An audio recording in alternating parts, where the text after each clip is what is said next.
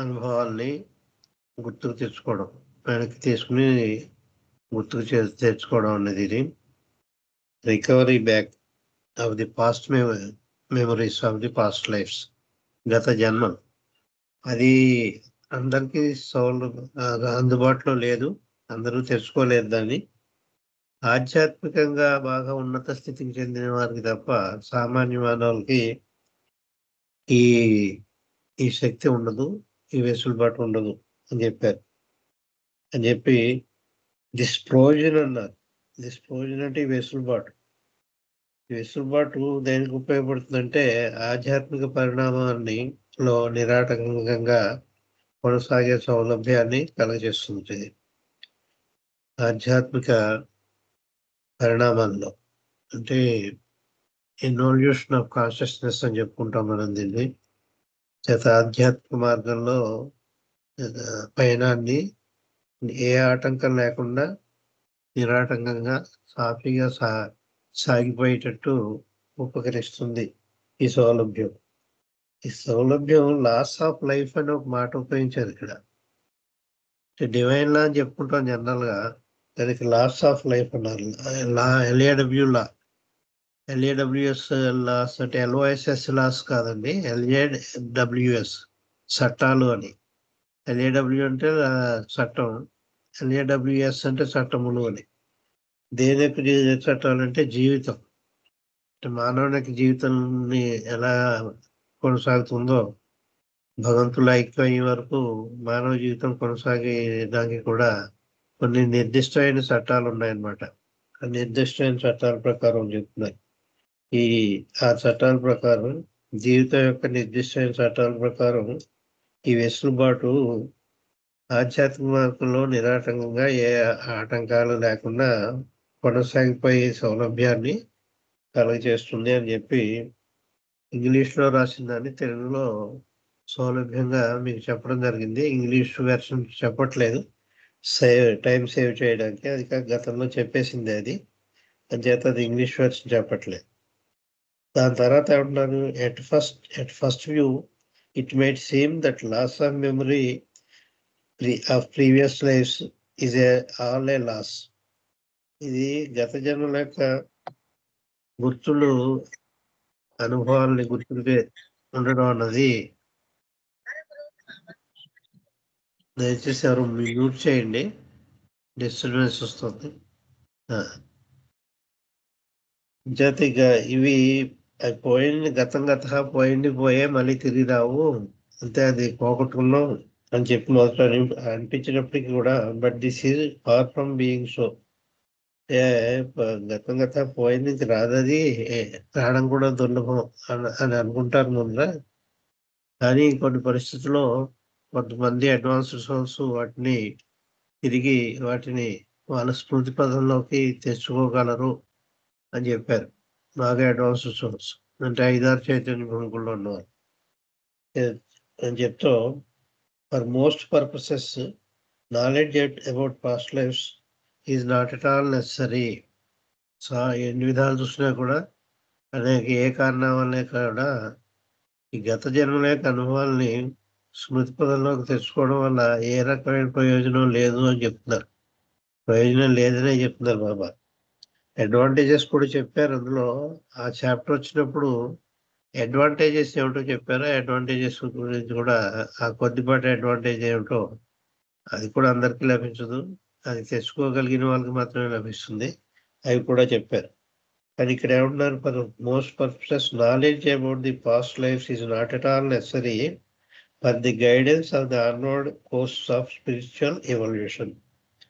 ఆధ్యాత్మిక మార్గంలో spiritual evolution అంటే ఇన్వల్యూషన్ అని చెప్పుకుంటాం. మన ఆధ్యాత్మిక మార్గంలో ప్రయాణం చేయడానికి, ముందుకు సాగించడానికి, ఆధ్యాత్మిక ప్రయాణం ముందుకు సాగించడానికి అంటే చైతన్య భూమికల్లో ప్రయాణం చేయడానికి. 1వ చైతన్య భూమిక, 2, 3, 4 చెప్పుకుంటాం కదా. ఆ చైతన్య భూమికల్లో ప్రయాణం కొనసాగించడానికి ఇది ఏమాత్రం, ఇది లేకపోతే ఆటంకం కాదు, దానివల్ల దాని యొక్క అవసరం కూడా ఏం లేదు. Spiritual evolution consists in guiding life in the light of highest values perceived through intuition. ఈ స్పిరిచువల్ ఎవల్యూషన్ అన్నది అంటే ఆధ్యాత్మ మార్గంలో పురోగతి అన్నది ముందుకు సాగడం అన్నది దేని మీద ఆధారపడుతుందంటే ఈ ఇన్ట్యూషన్ వల్ల అన్నారు. ఇన్ట్యూషన్ అనేది it is a type of understanding. దాని గురించి చెప్తానండి. ఈ వాక్యం గురించి అర్థం చెప్పి ఇన్ట్యూషన్ గురించి తప్పనిసరిగా అందరూ తెలుసుకోవాల్సిన విషయాలు ఉన్నాయి, అవి చెప్తాను. స్పిరిచువల్ ఎవల్యూషన్ కన్సిస్ట్ ఈ ఆధ్యాత్మిక పురోగతి అంటే అర్థం ఏంటంటే ఇన్ గైడింగ్ లైఫ్, నీ యొక్క జీవితానికి ఒక ఆదర్శప్రాయంగా ఒక మార్గదర్శిగా ఉంటుందన్నమాట. ఒక మార్గదర్శిగా, ఒక బీకన్ లైట్ అని చెప్తారు. అంటే అంధకారంలో అలమటిస్తున్న మానవుడికి ఒక వెలుగుబాటుని చూపెడుతూ ఉంటుంది, వెలుగుబాటు చూపించడం, దాన్ని అలా చెప్పుకోవాలి. Spiritual evolution consist guiding life, జీవితాన్ని సన్మార్గంలో నడిపించి ముందరు తీసుకెళ్ళడానికి, ఆధ్యాత్మ మార్గంలో నడపడానికి, ఇన్ ది లైట్ ఆఫ్ ఏది దృష్టిలో పెట్టుకుని హయ్యెస్ట్ వాల్యూస్, ఉన్నతమైన విలువలు. మనకు ఉన్నతమైన విలువలు అంటే ప్రాపంచికంగా బంగారం అని చెప్తాం. టీవీకి అది ఉన్నతమైన విలువలు అంటే ప్రాపంచికంగా ఉన్న ఉన్నతమైన విలువలు కాదు. ఈ పదవులు ఇవన్నీ అవి కాదు, ఏది కూడా ప్రపంచమైనది కాదు, ఆధ్యాత్మికమైన ఉన్నతమైన విలువలు. In the light of the highest values. ఈ హయ్యెస్ట్ వాల్యూస్ ఎవరికి గోచరం అవుతాయి అంటే పెర్సీవ్డ్ అంటే గోచరం అవుతాయి, కనిపిస్తాయి ఎవరికట త్రూ ఇన్ట్యూషన్. ఈ ఇన్ట్యూషన్ ద్వారా మాత్రమే వాళ్ళ అందుబాటులోనే, వాళ్ళకి అనుభవంలోనే వస్తాయి ఉన్నత విలువలు అనేది.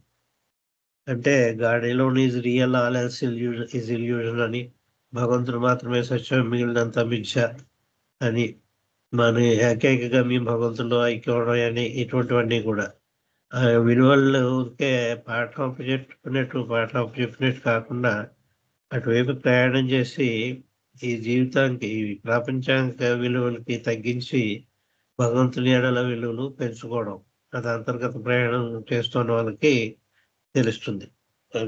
ఆ ఇన్ట్యూషన్ వల్ల తెలుస్తుంది. ఇన్ట్యూషన్ అంటే మామూలుగా మీకు డిక్షనరీ మీనింగ్ చెప్పాలంటే అంతర్జ్ఞానము అంటే సహజ జ్ఞానము, న్యాచురల్ నాలెడ్జ్.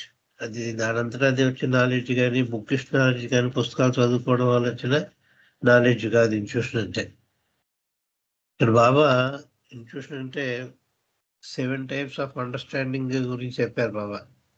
7 రకాల జ్ఞానాలు. అండర్స్టాండింగ్ అంటే అవగాహనలో అన్నారు. అండర్స్టాండింగ్ హ్యాస్ నో మీనింగ్ అన్నారు. అంటే అసలు అండర్స్టాండింగ్ అంటే అర్థమే లేదు. లవ్ హ్యాస్ మీనింగ్, ప్రేమకు మాత్రం అర్థం ఉంది, నాకు అర్థమైంది అన్నదానికి అర్థం లేదన్నారు. అంటే ఆ అర్థాలు కాదు ఇక్కడ చెప్పింది బాబా. ఆ అండర్స్టాండింగ్ వేరు. ఈ అండర్స్టాండింగ్ ఎప్పుడు చెప్పారంటే 28 సెప్టెంబర్ 1940 నాడు వారియర్ అనే డాగ్ చనిపోయింది మెహరాబాద్ లో. బాబాయే పెంచి పోషించారు దాన్ని, ఆధ్యాత్మికంగా వాడుకున్నారు, ఆయన చేతిలోని ప్రాణం వదిలింది అది. ఆ కుక్కను గురించి ఎలిజబెత్ ప్యాటర్సన్ విచారిస్తుంటే శనివారం నాడు చనిపోయింది, లేదా మర్నాడు ఆదివారం అంటే 29 సెప్టెంబర్ 1940 నాడు బాబా సండే నాడు 7 రకాల అండర్స్టాండింగ్స్ చెప్పారు. 7 టైప్స్ ఆఫ్ అండర్స్టాండింగ్ అని చెప్పి వాటి గురించి కూడా చెప్పారు బాబా. అందులో 4వది ఇన్ట్యూషన్. 7 రకాలు ఏమిటంటే 7 రకాలను 6 రకాలు ఐ అనే అక్షరంతో మొదలవుతాయి. ఐ అంటే ఇన్స్టింక్ట్, ఇంటలెక్ట్, అలాగా ఐ. ఇంగ్లీష్లో లెటర్ ఐ తోటి మొదలవుతాయి. 7వది మాత్రం ఆర్, రియలైజేషన్. రియలైజేషన్ అంటే గాడ్ రిలేషన్ అని. మిగిలిన 6 ఏమిటో తెలుసుకుందాం. 7వదేమో realisation. Realisation means God realisation.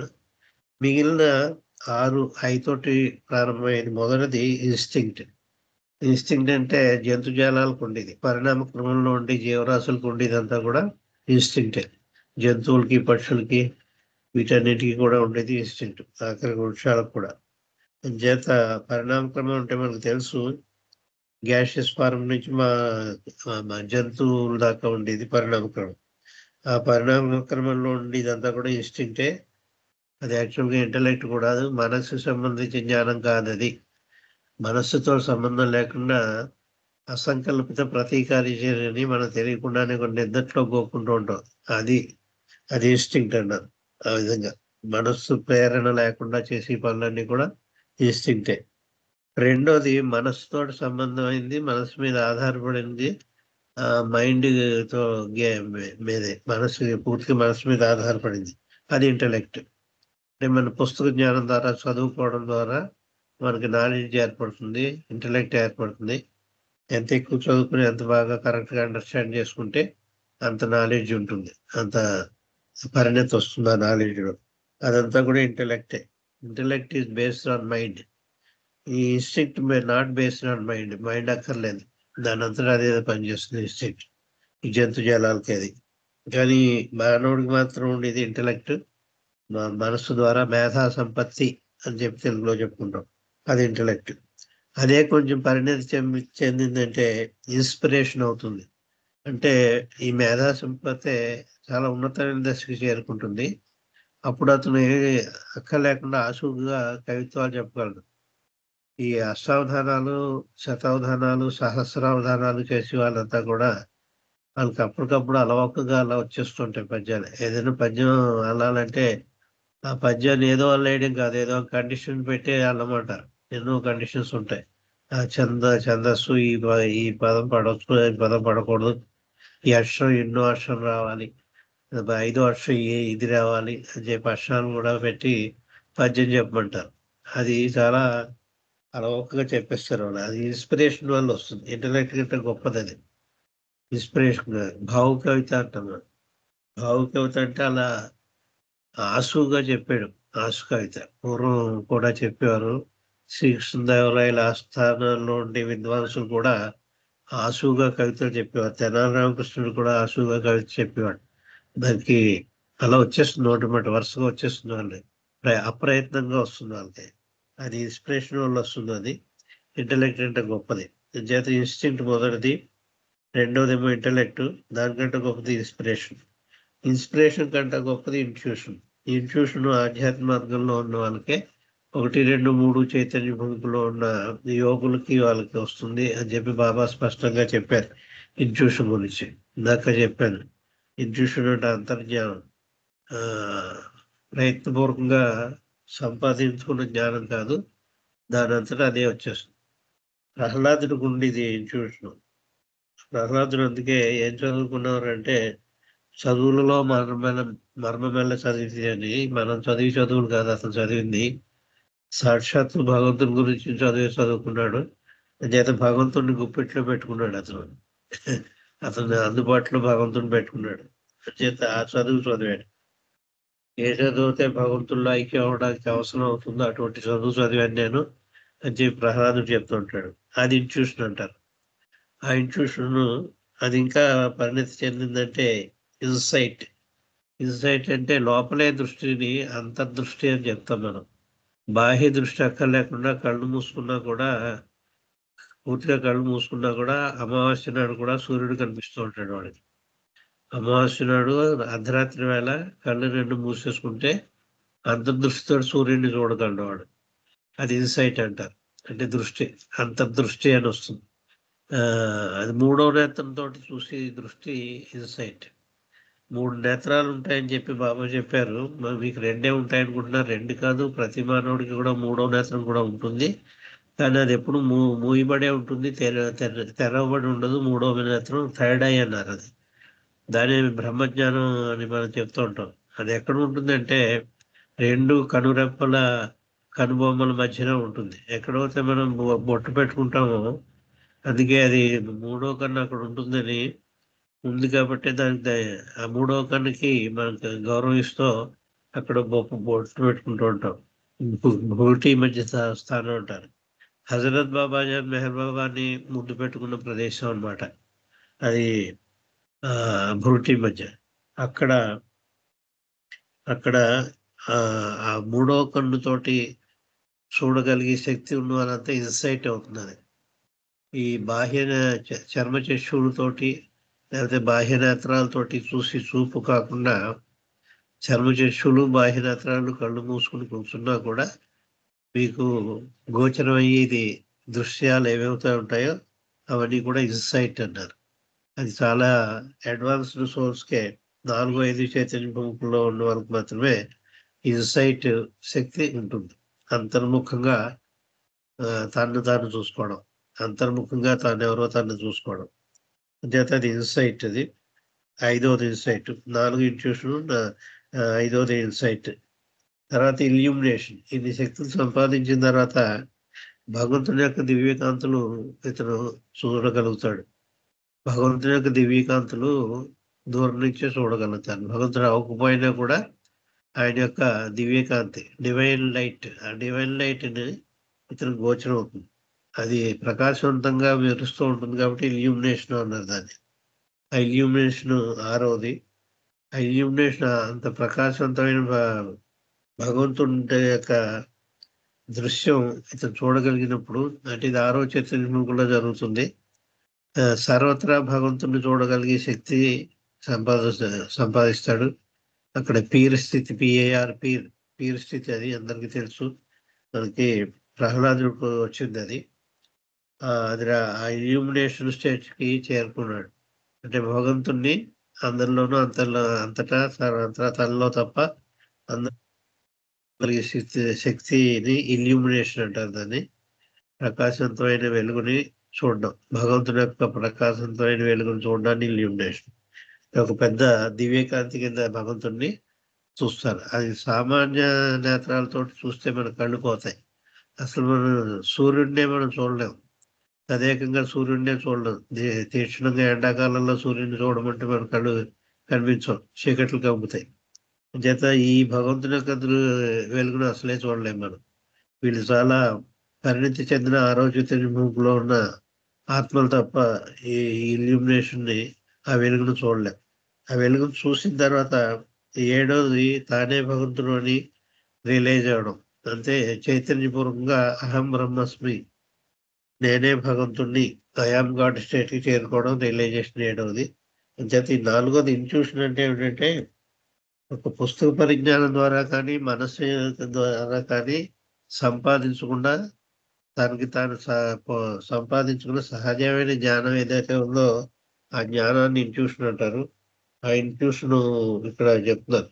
But they are not, ఇక్కడ ఏమని చెప్తున్నారు, పాస్ట్ లైఫ్స్, సారీ, ఏం చెప్తున్నారు ఇక్కడ, the spiritual evolution consist in guiding life. మీ జీవితాన్ని సన్మార్గంలో పెట్టి నడిపించడానికి ఉపయోగపడుతుంది ఈ ఆధ్యాత్మిక సంపద. In the light of the highest values. ఈ హైయెస్ట్ వాల్యూస్ అంటే ఉన్నతమైన విలువలు. ఆ ఉన్నతమైన విలువలు దేని ద్వారా గోచరం అవుతాయంటే ఈ అంతర్జ్ఞానం ద్వారా, ఇంట్యూషన్ ద్వారా. ఇంతవరకు నేను వర్ణించి చెప్పిన ఇంట్యూషన్ ద్వారా అంతర్గతమైన చాలా విలువైన హైయెస్ట్ వాల్యూస్ అన్నారు. ఉన్నతమైన విలువలు అంటే భగవంతుడి యొక్క గురించిన విలువలు అని చెప్పుకోవాలి. ప్రాపంచికమైన విలువలు కాదు. ప్రపంచంలో చాలా ఖరీదైన వజ్రాలు కానీ, వైఢూర్యాలు కానీ ఏవైనా కూడా అవి ప్రపంచానికే, ఈ సృష్టికే, మాయాన్వితమైన సృష్టికే పరిమితమైనవి తప్ప భగవంతుని దృష్ట్యా అవి విలువలు కాదు. చేత దైవీ విలువలు అనమాట. దైవానికి సంబంధించిన విలువలు. దైవం ఎంత విలువైందో ఆ విలువలు. వీళ్ళు బాగా ఆధ్యాత్మికంగా పురోగతి చెందారు కాబట్టి ఆధ్యాత్మిక దైవం యొక్క విలువలు వాళ్ళకి గోచరం అవుతూ ఉంటాయి. దేని ద్వారా గోచరం అవుతూ ఉంటాయి అంటే అంతర్జ్ఞానం ద్వారా, ఇంట్యూషన్ ద్వారా గోచరం అవుతుంటాయి. అలాంటి వాళ్ళకి తప్ప, and not in allowing it to be determined by the past. అంతే తప్ప ఈ గత జన్మలోని మళ్ళీ ఇంకోసారి దృష్టి చేస్తున్న మెమరీలోకి తెచ్చుకుని అవన్నీ గత జన్మలు ఎలా గడిచాయో తెలుసుకోవడం వల్ల ఏ ప్రయోజనం లేదు. మీకు ఉన్నత విలువలని అనుభవించడానికి, ఆధ్యాత్మిక మార్గంలో, సరైన మార్గంలో ఇంకా ముందుకు పోవడానికి కావాల్సింది మీకు అంతర్జ్ఞానం అయిన ఇంట్యూషనే కావాలి తప్ప ఈ గత జన్మల యొక్క స్మృతులు అవి ఏవి పనికిరావు. ఈ ఆధ్యాత్మిక మార్గంలో వెళ్ళడానికి కానీ, ముందుకు వెళ్ళడానికి కానీ ఏ విధంగానూ అవి పనికిరావు. అవసరం ఉండదు, వాటి అవసరం ఉండదని చెప్తున్నారు. So not in allowing it to be determined by the past knowledge. Past knowledge అంటే గత జీవితాల యొక్క అనుభవాల్ని నెమరు వేసుకోవడం, ఆ పాస్ట్ నాలెడ్జ్ అంటే దాని ద్వారా నువ్వు ఆధ్యాత్మిక పురోగతి, ఆధ్యాత్మిక విలువలు నువ్వు తెలుసుకోలేవు అని చెప్తున్నా. ఇన్స్టిట్యూషన్ వల్లే తెలుసుకోగలవు తప్ప ఈ ప్రక్రియ వల్ల ఏమీ ఉపయోగం లేదు. ఇన్ మెనీ కేసెస్, చాలా సందర్భాల్లో, even the memory of the present life acts as N hindrance. చాలా విషయంలో గత జన్మలో అలా ఉంచి ఇదే జన్మలో, ఇప్పుడు మనం ఏ జన్మలో ఉన్నో ఆ జన్మలోనే గత అనుభవాలు అంటే జరిగిపోయినవి, ఇప్పుడు మనకి 18 ఏళ్ళ వయసులోనో 20 ఏళ్ళ వయసులోనో జరిగిపోయిన విషయాలన్నీ అవి గుర్తు చేసుకున్నా కూడా అవి మనకి పురోగతికి, మనకి ఆధ్యాత్మిక పురోగతికి ఆటంకాలుగా నిలబడతాయి తప్ప అవి ఏ విధంగానూ సహాయకారిగా ఉండవు. అవి ఏ విధంగానూ సహాయపడవు అని చెప్తారు చాలా విషయాలు, చాలా సందర్భాల్లో. అయితే in many cases even the memory of the present life acts as N obstacle. Obstacle అంటే ఆటంకంగా నిలబడుతుంది, అడ్డుగా నిలబడుతుంది. Acts as obstacle for certain adjustments demanded by the spiritual requirements. చేత ఎందుకంటే మన జీవితంలో అనేక వాటిని సర్దుబాటు ధోరణిలో చేసుకోవాల్సి వస్తుంది. అన్నీ మనకు అనువుగా ఉండవు. ఆధ్యాత్మిక మార్గంలో మనకి అనువుగా లేకుండా మనకి వ్యతిరేకంగా ఉంటాయి. అంచేత ఎన్నింటినో వాటికి ఒడంబడి మనం వెళ్ళవలసి వస్తుంది, అడ్జస్ట్మెంట్ చేసుకుని. మనకి ఇష్టం లేదు కూడా చేసుకోవాల్సి వస్తుంది ఆధ్యాత్మిక మార్గంలో ముందుకు వెళ్ళడానికి. అంచేత కొన్ని రకాల ఆ, సవరణలు చేసుకుందుకు అది అడ్డం కింద, ఆటంకం కింద నిలబడుతుంది. మన ప్రజెంట్ లైఫ్ యొక్క గత జ్ఞాపకాలని దృష్టిలోకి తెచ్చుకోవడం అన్నది obstacle for certain adjustments demanded by the spiritual requirements. Spiritual requirements అంటే ఆధ్యాత్మికంగా కావాల్సిన విషయాల్ని కూడా మనకి అవలంబించాలంటే మనకి ఇప్పుడు ఏదో ఉదాహరణ చెప్తాను. ఆర్టిఫిషియల్ ఇంటెలిజెన్స్ అని ఒకటి వచ్చింది. ఆధ్యాత్మికంగా పాకులాడే వాడికి ఆర్టిఫిషియల్ ఇంటెలిజెన్స్ చదువుకుందాం, పెడదాం, వెళ్ళి చదువుకుందాం, అదేమిటో తెలుసుకుందాం అని పాకులాడాడంటే అది ప్రపంచం గురించే, ప్రాపంచికమైందే అది.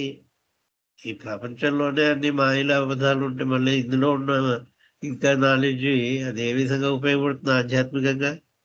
ఆధ్యాత్మిక విలువలు వేరు, ఆధ్యాత్మికంలో కావాల్సిన అవసరాలు వేరు.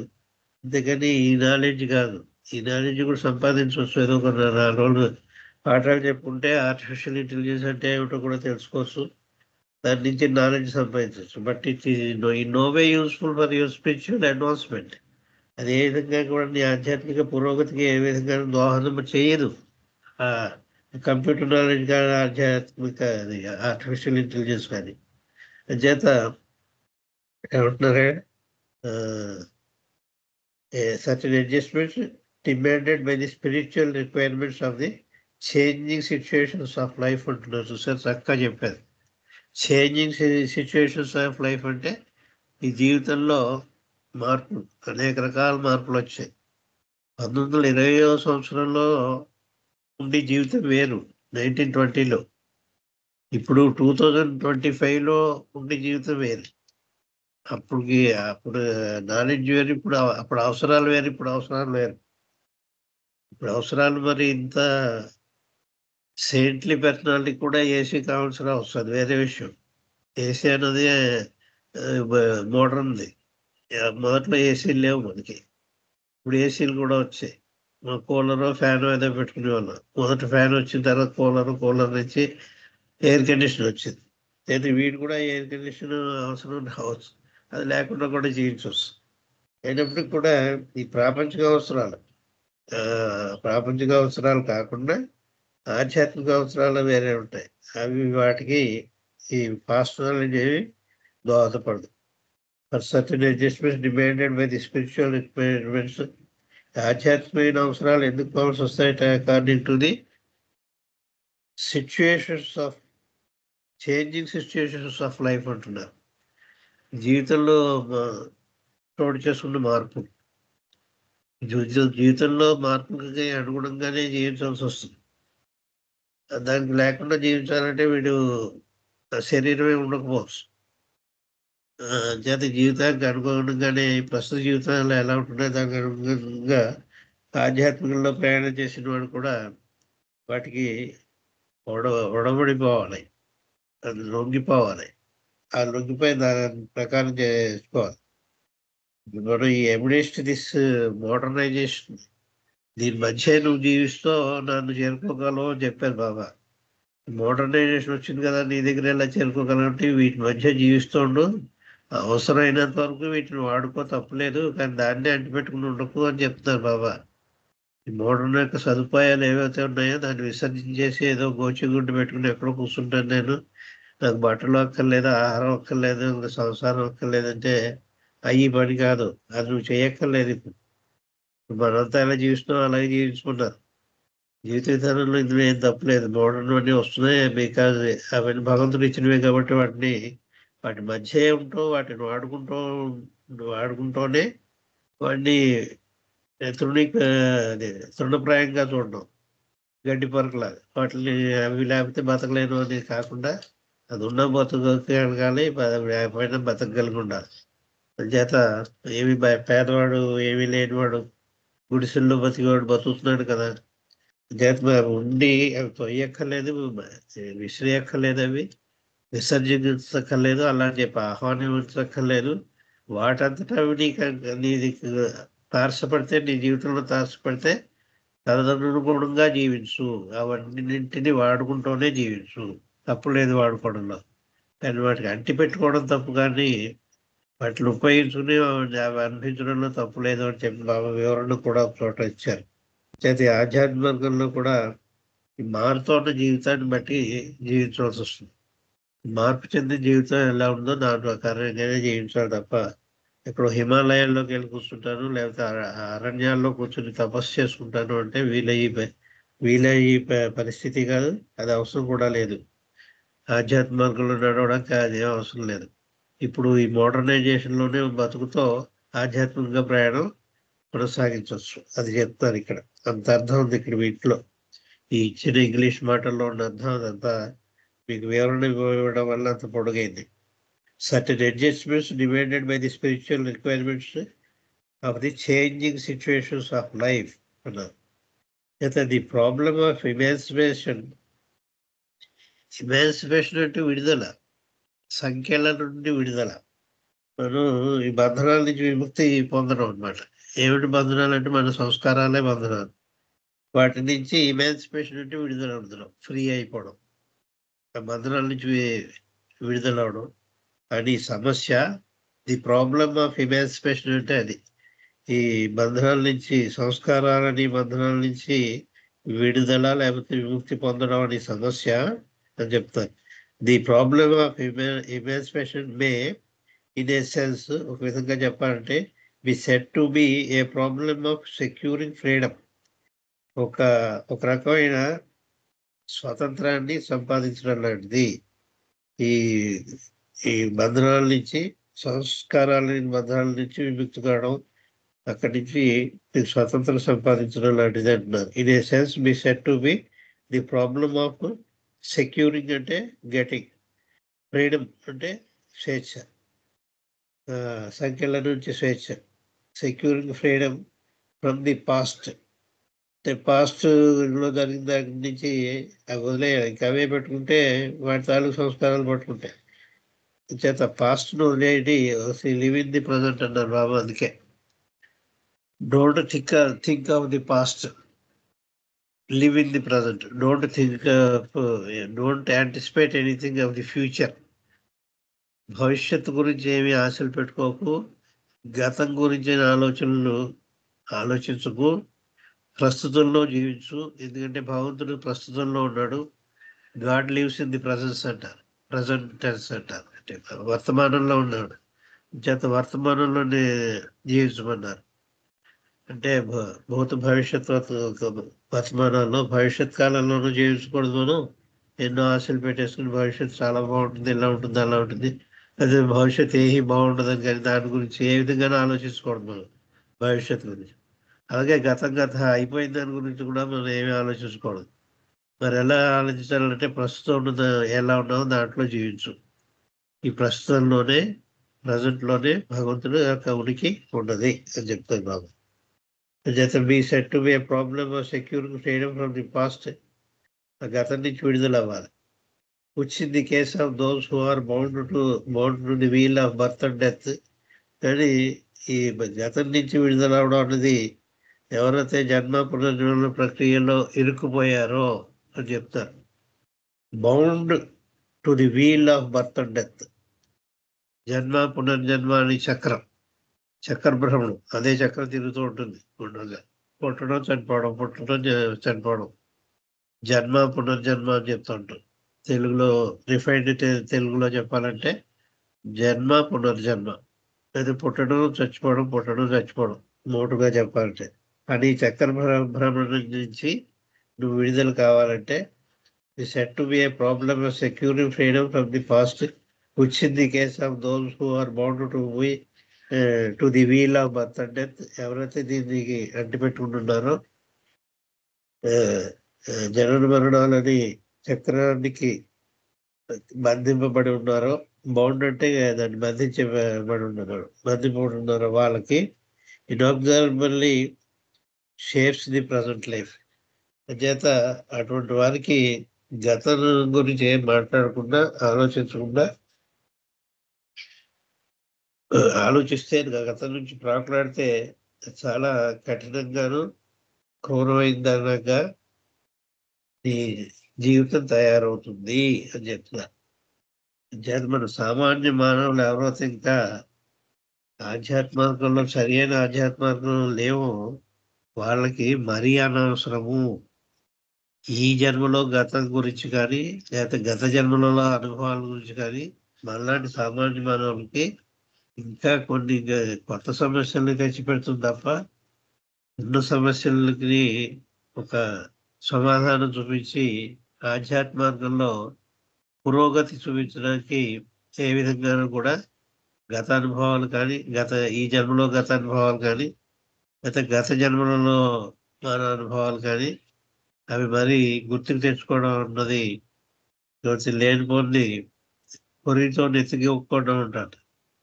పొరిగితో నెత్తికోకపోవడం ఏదో నెత్తి మీద దురద పెడుతుందని చేతుడు గోళ్ళతో కోరుకోకుండా, అది కొరువు అంటే మండుతున్న నిప్పు, కర్రకి నిప్పు ఉంటుంది చివరి, అది కొరువు అంటారు. దాంతో కొనుక్కోకుంటే జుట్టు కాలిపోతుంది. కొరువు అక్కర్లేని పని చెప్పడానికి ఆ సామెత చెప్తుంటారు, కొరిగితో నెత్తుకోకపోవడం. మన సామాన్య మానవులు గత అనుభవాల్ని స్మృతి పదంలోకి తెచ్చుకోవడం అనేది అక్కర్లేని పని. అది ఏ విధంగానూ ఉపకరణం కాదు ఆధ్యాత్మికానికి. ఉన్న బంధనాల నుంచి విముక్తి అవడానికి ప్రయత్నించాలి తప్ప గత బంధనాలు వాటంతటా వెళ్ళగా ఉన్నాయి. మనకి అక్కర్లేని బంధనాలు గతంలో పడిన ఉన్నాయి. ఇంకా కొత్త కొని తెచ్చుకోవాల్సిన అవసరం లేదు, వాటిని గుర్తు తెచ్చుకోవాల్సిన అవసరం లేదు. ముఖ్యంగా ఆధ్యాత్మికంలో లేని వాడికి మరి అనవసరం అవి అని చెప్తున్నారు. అనేక కోణాల్లో అనేక రకాలుగా బాబా ఆ పదజాలం ఉపయోగించి చెప్పారు. కాబట్టి ఆయన ఉపయోగించిన ఇంగ్లీష్లో ఉన్న పదజాలానికి అనుగుణంగా నేను తెలుగులో సులువుగా అనువదించి కరెక్ట్గా పదం ఏది పడాలో ఆ పదం పడేటట్టు చెప్పి మీకు ఈ విధంగా ఉపన్యాసం ఇవ్వడం జరుగుతుంది. మక్కి కూడా చేయకూడదు. అక్కడ పదానికి ఏ భావం వచ్చిందో ఆ భావాన్ని తీసుకొచ్చి చెప్పాలి తప్ప ఆ డిక్షనరీ మీనింగ్ తీసుకుని మక్కి చెప్పడం కూడా సరి అయింది కాదు. ఈ స్పిరిచువాలిటీలో ఆధ్యాత్మికంగా చెప్పేటప్పుడు చేత ఆ విధంగా చెప్పుకుంటూ ఇది ఇంకా ఎన్నో విషయాలు, కొత్త విషయాలు చెప్పారు బాబా. అవి రేపు మన థర్స్డే నాడు ఈ డిస్కోర్స్ని, బాబా ఇచ్చిన డిస్కోర్స్ని కంటిన్యూ చేసి ఈ రోజుకి 5 నిమిషాలు ముందుగానే మీ దగ్గర సెలవు తీసుకుంటున్నాను. ఎందుకంటే ఇంకో టాపిక్ మొదలు పెట్టానంటే అది ఒక వాక్యం గురించి చెప్పడానికే ఒక 10 minutes పట్టవచ్చు.